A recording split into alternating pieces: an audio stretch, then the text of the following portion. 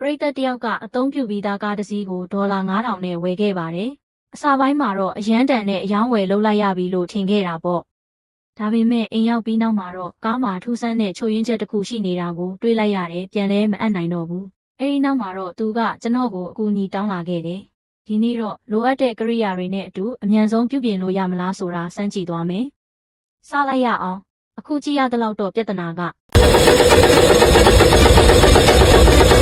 မြင်လိုက်လားစက်ကလုံးဝနှိုးမရဘူးပြန်ထပ်ဆန်းကြည့်မယ်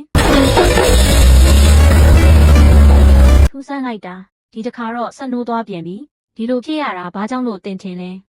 အဖြေကိုသိရဖို့အင်ဂျင်ဘက်ကိုသွားစစ်ကြည့်ရအောင်ဒီကားပိုင်ရှင်ကတော့ကားပြင်ဆိုင်မှာဒေါ်လာ3000အထိအကုန်ခံပြီးပြင်ခဲ့ပြီးသားတဲ့ဖီရိုဖမ်အစ်စ်လဲထားတယ်ပြီးတော့ injector ကိုလည်းတန်ရှင်းပေးခဲ့တယ်ဒါပေမဲ့ပြဿနာကတော့မပြောက်သေးဘူး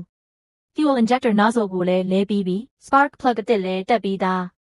ဒါပေမဲ့ပြဿနာကတော့မဖြေရှင်းနိုင်သေးဘူးကားကို official service center အထိပို့ပြီးစစ်ဆေးခဲ့တယ်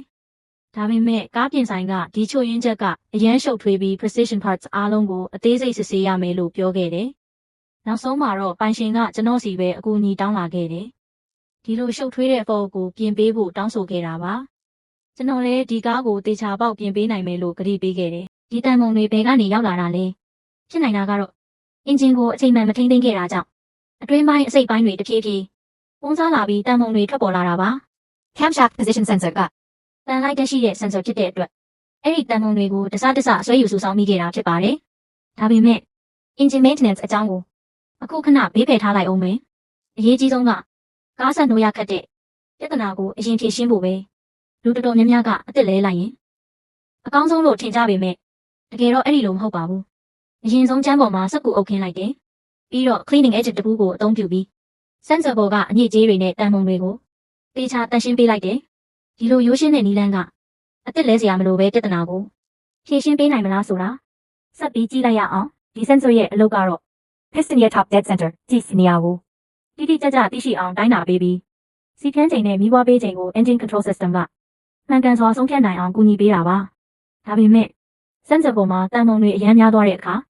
အချက်လက်ဖက်တဲ့တိကျမှုကရောကျသွားတယ်။အဲ့ဒီအတွက်တစ်ခါတလေကားကအလွယ်တကူဆက်နှိုးနိုင်ပေမဲ့တစ်ခါတလေကျတော့ဘလောက်စူးစမ်းလုံးဝမနှိုးတော့ဘူး။အခုတော့စင်ဆာကိုတေချာတက်ရှင်းပြီးပြီ။နောက်တစ်ဆင့်က plug ကိုပြန်တက်လိုက်တယ်။ပြီးရင်စင်ဆာကိုသူ့နေရာအတိုင်းပြန်တက်ရုံပဲ။တက်ဆင်ရတာလည်းခက်ခဲတာမဟုတ်ပါဘူး။ဖြုတ်ခဲ့တဲ့အဆင့်တွေကိုပြန်လိုက်လို့ရုံနဲ့အဆင်ပြေပါတယ်။ဒီအပေါက်နဲ့တိတိကျကျချိန်ပြီးအသာလေးဖိထည့်လိုက်တာနဲ့ပြန်တက်ဆင်ပြီးသွားပါပြီ။ဒါပေမဲ့ဒီလောက်ပဲတန်ရှင်းပေးလိုက်တာနဲ့ကားကတကယ်ပြန်ဆက်နှိုးနိုင်မလားအဖြေကတော့နောက်တစ်ဆင့်မှသိရတော့မှာပါပြီးသွားပြီဆိုတော့ဝက်ဦးတွေကိုတေချာပြန်တင်းလိုက်ပါနောက်ဆုံး plug ကိုပြန်တက်ပြီးအစိတ်ပိုင်းအားလုံးကိုတက်ဆင်ပြီးသွားပါပြီအခုတော့ကားထဲဝင်ပြီးအင်ဂျင်ကိုဆက်နှိုးကြည့်မယ်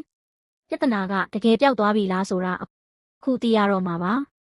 ညီကိုတို့ရေဒီပြဿနာကိုဖြေရှင်းနိုင်ခဲ့တယ်ဆိုရင်အားပေးတဲ့အနေနဲ့လေးတစ်ချက်နှိပ်ပေးဖို့မမေ့နဲ့နော်အခုချိန်ကတော့အံ့ဖွယ်ရလက်ကိုကိုယ်တိုင်မြင်တွေ့ရမယ့်အခိုက်အတန့်ရောက်လာပါပြီအားလုံးစောင့်မျှော်နေတဲ့အခိုက်အတန့်ရောက်ပါပြီစက်ကိုနှိုးကြည့်မယ်နော်မြင်လိုက်လားအင်ဂျင်ကအရန်ချောချောမွေ့မွေ့နဲ့တန်းပြီးနိုးလာပါတယ်တစ်ခေါက်ထပ်ဆန်းကြည့်မယ်စက်နှိုးလိုက်တော့ကြည့်လိုက်ပါဒီတစ်ခါလဲပြဿနာလုံးဝမရှိပဲအလုပ်လုပ်နေပါတယ်ရလက်ကအရန်ပြေဆုံးနေကားရဲ့စွမ်းဆောင်ရည်လည်းအပြည့်အဝပြန်ကောင်းလာပါပြီနောက်ဆုံးတော့ဒီရှုပ်ထွေးတဲ့ချို့ယွင်းချက်ကိုအောင်မြင်စွာဖြေရှင်းနိုင်ခဲ့ပါတယ်အစအဆုံးတ िश ုမှုကိုအထူးကျေးဇူးတင်ပါတယ်